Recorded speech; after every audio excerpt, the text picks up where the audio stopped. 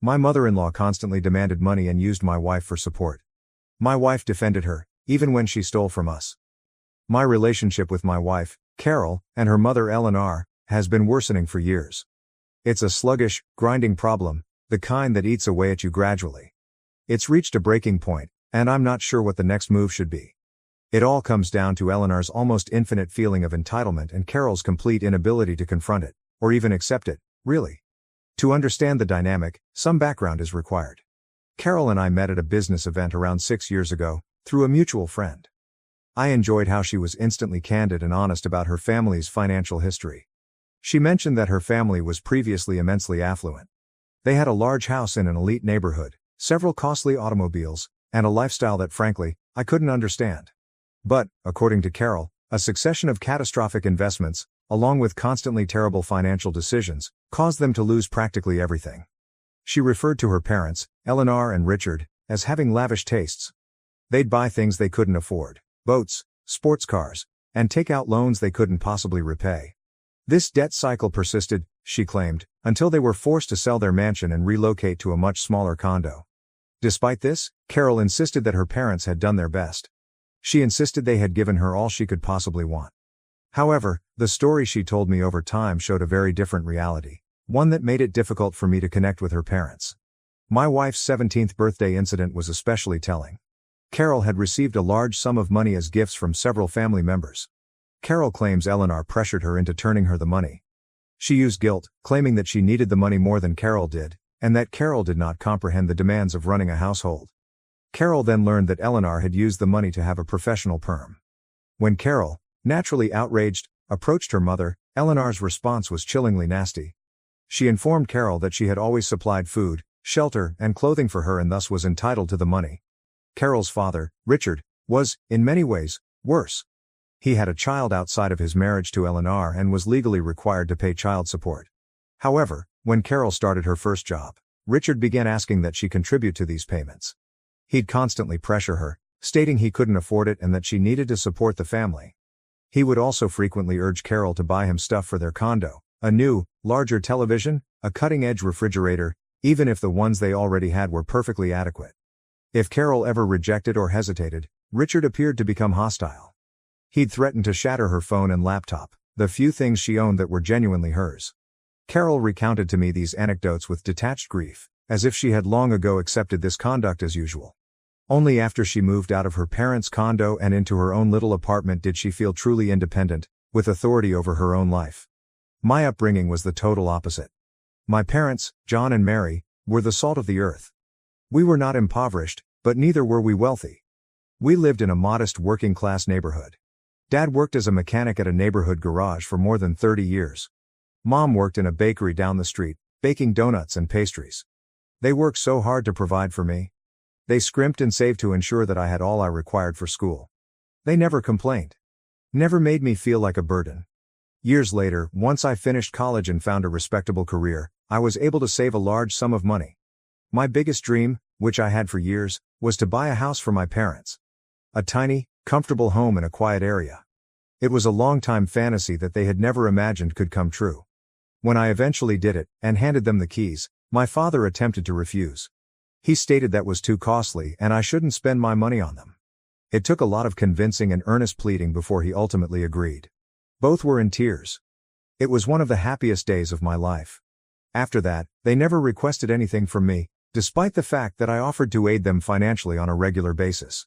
They both took on part-time jobs to keep themselves busy and earn some extra money.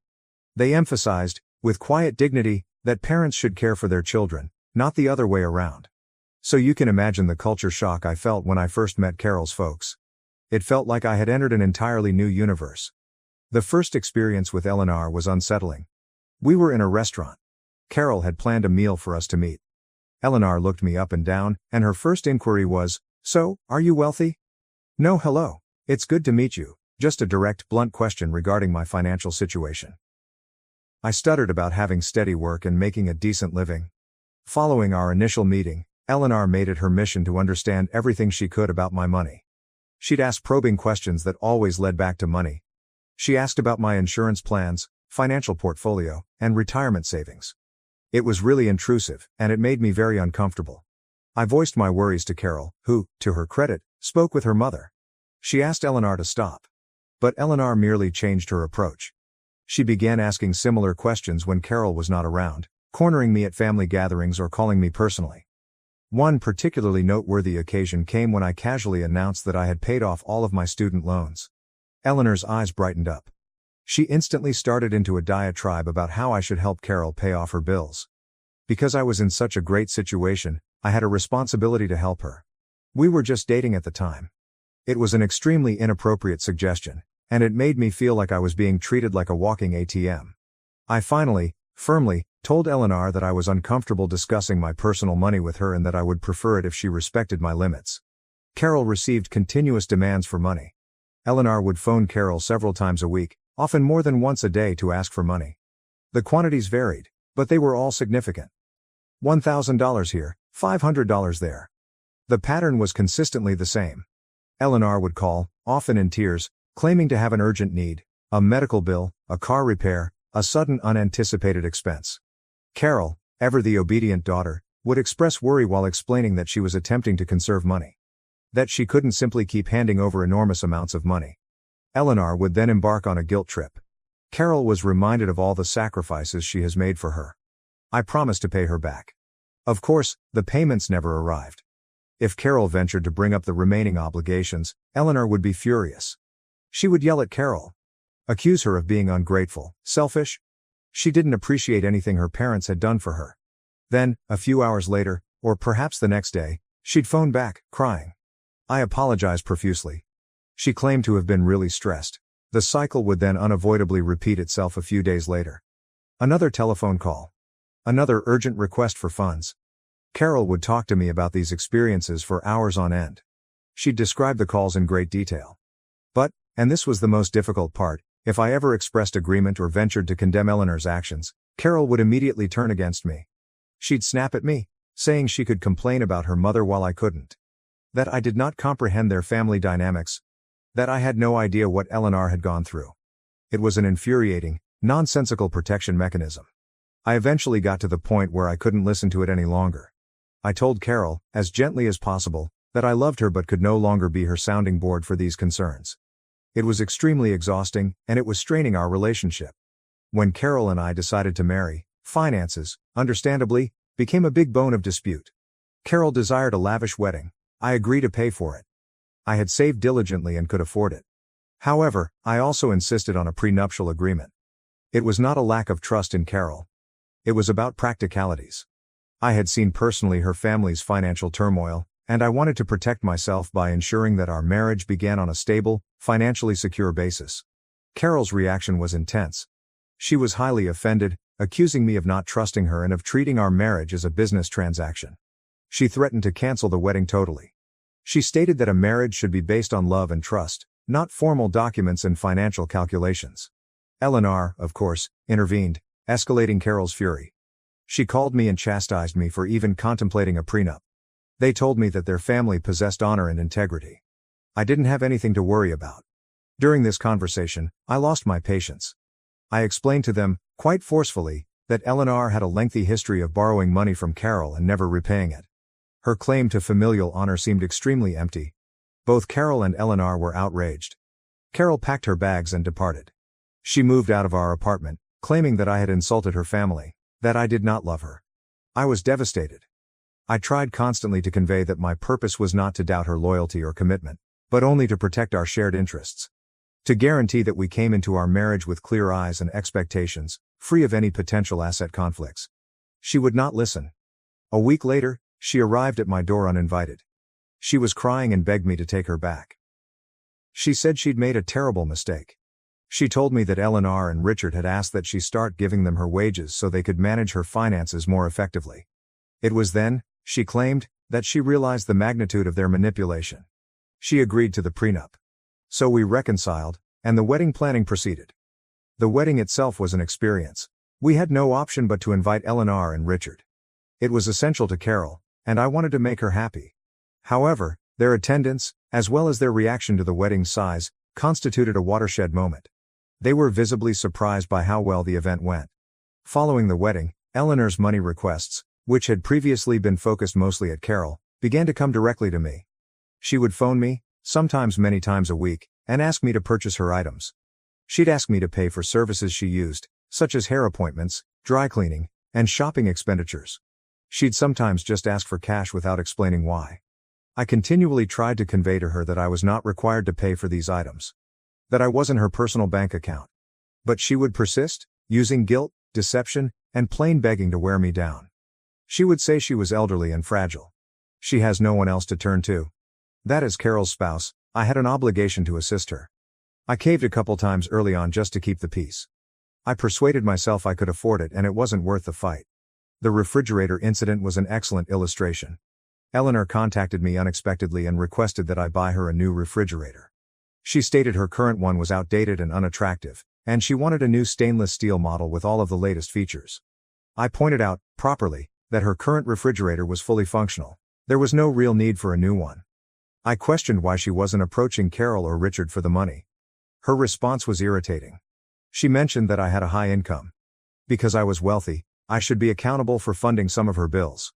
I adamantly rejected it. Eleanor began to cry, screaming into her phone. She told me how disappointed she was in me. How I was failing to fulfill my duty as a husband to my wife. She then called Carol and, using the same manipulative tactics, persuaded her that if I didn't purchase her the refrigerator, Carol would. Carol, who earned substantially less than me, would have to go into her personal resources to fulfill her mother's whim. I eventually relented. I got Eleanor a refrigerator just to shut her up. Then there was the issue with the sweaters. My parents, bless their hearts, had ordered identical sweaters for Carol and myself as an anniversary present. They were hand-knitted with a unique design that my father had helped construct. My father, overjoyed with the present, had texted me images of the sweaters before they were shipped. When the box arrived, I carefully stored it in the garage, planning to surprise Carol on our anniversary. On the day of our anniversary, I went to the garage to get the package. It was gone. I looked everywhere and turned the garage upside down, but it was nowhere to be found. I asked Carol whether she'd seen it, if she'd accidentally thrown it away thinking it was junk mail. She had not. The parcel has simply disappeared? It was puzzling. A month later, I visited Eleanor and Richard at their condo, and the sweaters were hanging in their closet.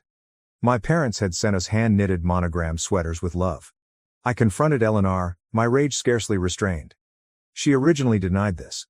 Then she claimed she found the package outside, near our trash cans. After further inquiry, she acknowledged being at our house, looking about in the garage, and seeing the package. She stated she assumed I threw it away. That it was unwelcome. So she had taken it. It was an outright falsehood. An obvious case of theft. I was infuriated. I stated unequivocally that she had no authority to search our possessions. That she stole from us. Her response was astounding. She scoffed, claiming the sweaters were cheap and poorly made. She had actually done me a favor by taking them. She said I should be thankful. I informed her that they were a present from my parents. That they possessed sentimental worth. It did not matter. She just didn't understand it. I took the sweatshirts back. Carol and I departed immediately. On the way home, I anticipated Carol to be as upset as I was. Instead, she defended her mother. She believed Eleanor had simply made a mistake. That I had overreacted. That I had embarrassed her. She said Eleanor had not intended any harm. She was probably bewildered. I could not believe it. Even after Eleanor had been caught red-handed stealing from us, Carol continued to make excuses for her. Then Eleanor called Carol and demanded that she purchase a new dishwasher. It was a totally unneeded expense. Their home consisted of only 2 people. Richard and his buddies spend the majority of their evenings drinking at the local tavern. Carol attempted to reason with her, highlighting the absurdity of the request. But Eleanor insisted. She mentioned that all of their neighbors had dishwashers. She felt ashamed to be the only one on her floor without one. When Carol continued to refuse, Eleanor informed her she wished she hadn't been born. That any other child would be grateful to have such a giving mother. Carol was selfish and ungrateful. Carol was devastated. She spent the remainder of the evening in tears. I had stopped speaking to Eleanor immediately following the sweater incident. But the next day, I got a text from her. She suggested that I step up and support Carol, that I should purchase the dishwasher for her. She had just emotionally attacked her daughter, and now she was asking that I pay for the object that started the whole thing. I ignored the message. I just couldn't engage. I showed Carol the text as, I don't know, proof of her mother's actions. Carol's reply was unfortunately inevitable. She informed me that she had already spent a substantial chunk of her savings to order the dishwasher for Eleanor. She claimed she couldn't bear hearing her mother so angry. Richard's death a few months later was heartbreaking, but it also introduced new challenges. He was discovered lifeless on a street near their unit following a night of heavy drinking. It was an unexpected and shocking loss. Eleanor was naturally devastated. However, the situation suddenly became even more challenging. Richard had accumulated a substantial amount of debt, including loans from shady persons.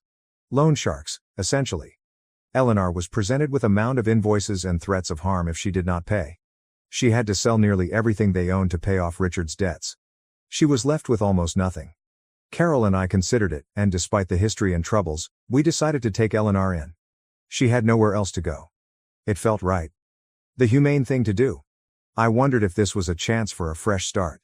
Perhaps with Richard gone and Eleanor in a more vulnerable position, she will be more reasonable. I greeted her warmly and made every effort to make her feel at ease. But I noticed Eleanor looking through our possessions. When we left the house, or just in another room, she would rummage through drawers, closets, and boxes. It wasn't obvious, she was cautious. However, I would discover things somewhat out of order. Drawers are not entirely closed, boxes have moved. I challenged her about this multiple times. Every time, she'd make the same lame reason. She was simply inquisitive. She was only glancing around. I requested Carol to speak with her. To define some boundaries. Carol's response was consistently the same. Just let it go. She's going through a hard time. However, it felt like a perpetual invasion of privacy. Then everything started to disappear. Initially, the pieces were small. An ornamental vase. A set of coasters. A few books.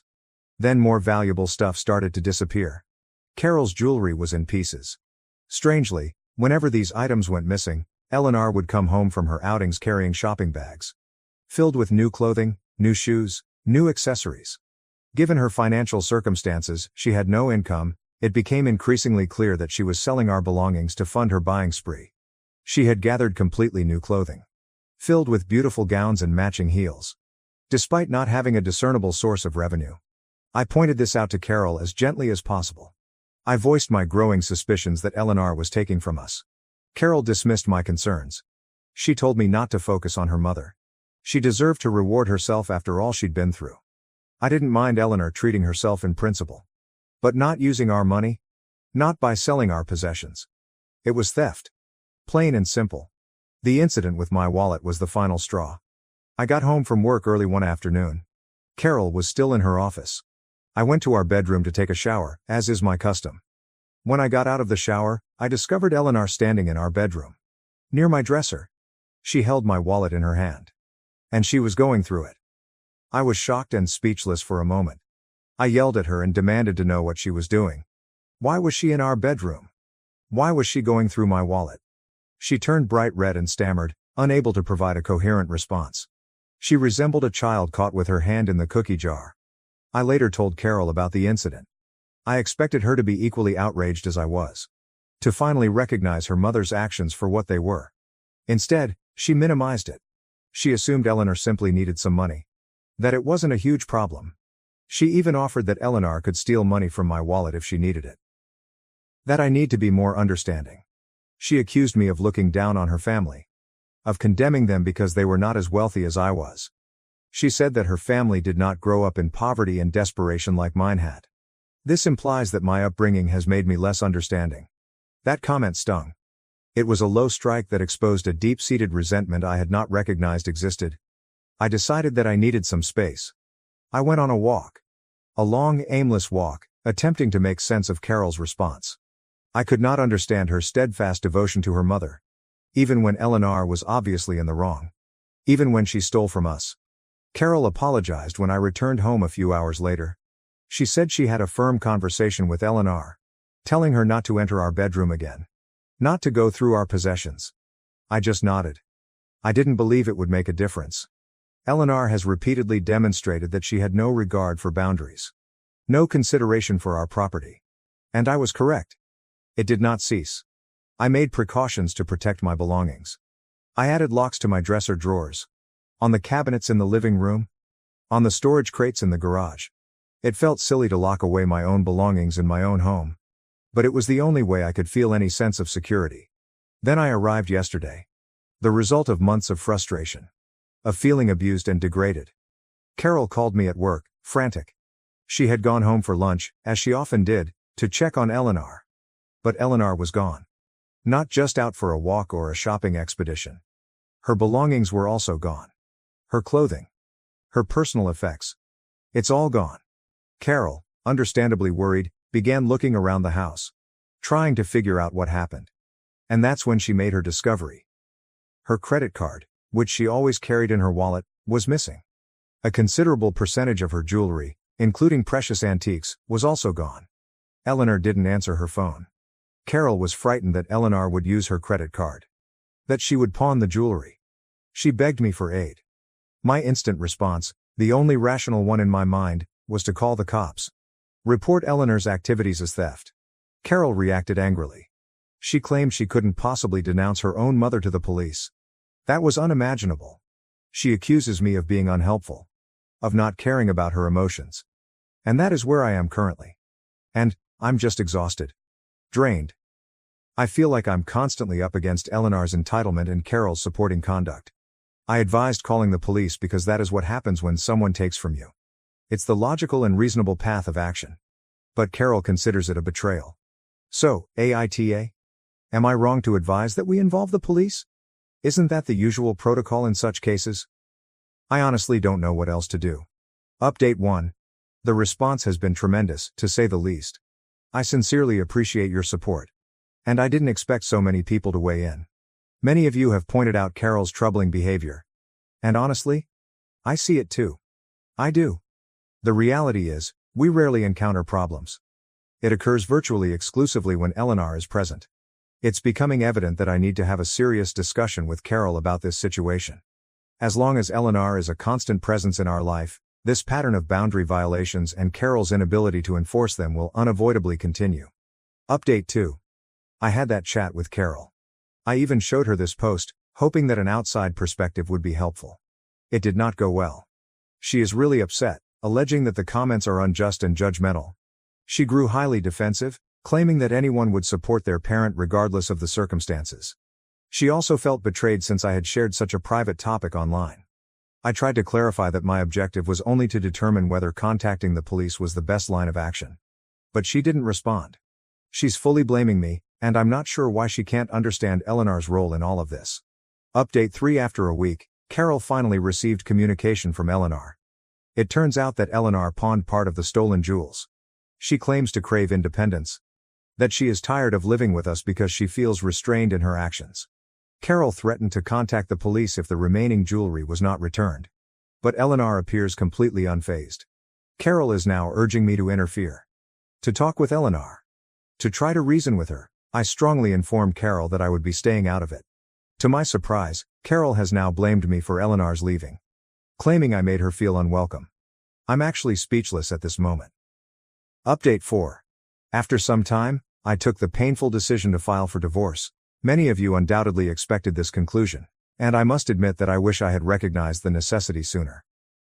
Carol was able to block the credit card after Eleanor stole her possessions. However, the retrieval of the valuables proved difficult. I reaffirmed my suggestion to involve law enforcement, but she flatly refused. She then had the arrogance to ask me to replace the stolen jewelry. What's her reasoning? Eleanor took it, and I allegedly made Eleanor feel uncomfortable, thus it was my job to acquire replacement jewelry. All because she refused to contact the cops. I flatly refused? I informed her I had finished. With her. With her family. With the overall toxic condition, a heated dispute ensued, during which she made some extremely cruel remarks about my parents. I told her to go. She was extremely upset and accused me of being unjust. I told her to pack her items. And she departed, cursing me, and went to dwell with Eleanor. Update 5. Since Carol's departure, she and Eleanor have been constantly contacting me. Carol even contacted my parents. Thankfully, my parents are not like hers. Carol was told by my mother that she trusted my judgment even if she did not know all of the details. It has been a huge relief to have their support.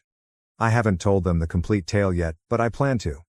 I'm meeting with a lawyer today to discuss the divorce proceedings. I've already followed some of your advice and changed the locks.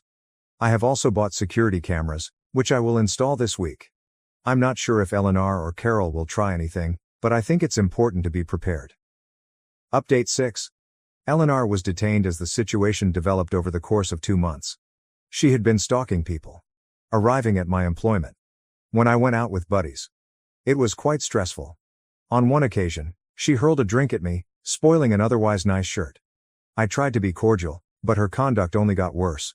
She started showing up at my residence, even threw pebbles at my windows. Today, she crossed a line. She broke my bedroom window. I phoned the cops. I had no other option. I simply could not take it any longer. Carol is predictably enraged. She maintains that I should have handled the situation quietly. Eleanor is going through a difficult time. I did laugh. I informed her that Eleanor deserved the repercussions of her behavior. Carol has now demanded that I forgive Eleanor. After everything. The stalking. The harassment. Property damage. Forgiveness is not an option. I finally told my parents the whole nature of the problem. They were startled that I hadn't informed them sooner. And they completely support my decision to proceed with the divorce. I warned them to be cautious, although I doubt Eleanor or Carol will target their property given the distance. Carol eventually bailed Eleanor out of jail. I made it clear to Carol that she was responsible for covering the expense of the window repair. Alternatively, I would seek legal action. She and Eleanor eventually agreed to pay for the damages. Final update. The divorce is final. It is officially over, and it feels extremely liberated. It's as if a weight has been lifted, and I can now breathe freely. My now ex-wife attempted to obtain spousal maintenance and made a move for my assets. However, the prenuptial agreement fulfilled its goal. It shielded me. She argued. She pleaded. However, her efforts proved useless. Anyone thinking about getting married should strongly consider a prenuptial agreement. It may be an awkward topic, but it is very necessary. It requires planning and preparedness. That brings this chapter of my life to a close. Thank you for watching. If you haven't subscribed yet, please do so and hit the notification bell to stay updated with more shocking real-life stories happening around you.